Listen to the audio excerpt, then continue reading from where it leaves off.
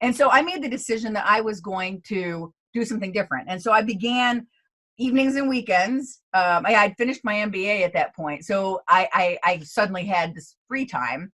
And so on evenings and weekends, I wrote my first book. And it was a book on bad leadership. It was a satirical book. I used a pseudonym when I wrote it because I still had a job. The pseudonym I used was my 3 cats, Christine, Casey, Cooper, because Casey and Cooper are surnames. And so I hyphenated it like a woman would hyphenate her name. And Christine's a first name. So Christine, Casey, Cooper was actually like a perfect pseudonym. And I entertained myself by doing that they were my cats' names. So that was what I did. And then I finally at a seminar met the person who would eventually become my business partner, who was also my partner in life.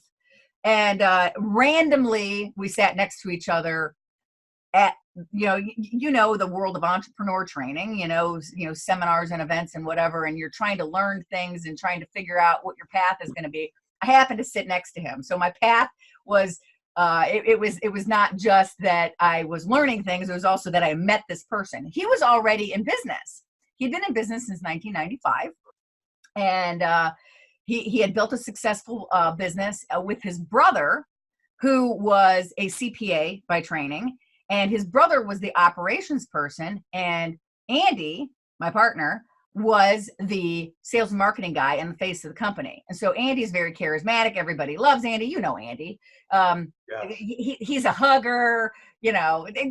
Everyone loves Andy. And his brother was the inside guy doing the nuts and bolts work. Well, tragically, his brother died in 2002, leaving Andy to run the business all by himself. And to figure out how to run the operations.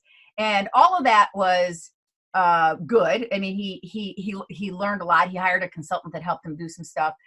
But then he ended up hiring an operations manager whose entire goal was to figure out what had made him so successful so he could duplicate it and go into business and compete with him. And then, so that ended up not working. And then it left him with no operations manager. And so here he was back, not having that covered. So when he met me, he's like, I need someone with your skills. And if what you want, match made in heaven. It was. So here we are. We were in love, and at the same time, and I lived in Colorado and he lived in Florida. So we're having this long distance relationship. We have a personal relationship. And then at the same time, he says, I need your skills. And so, hold on a second. Isn't this like a formula for more burnout?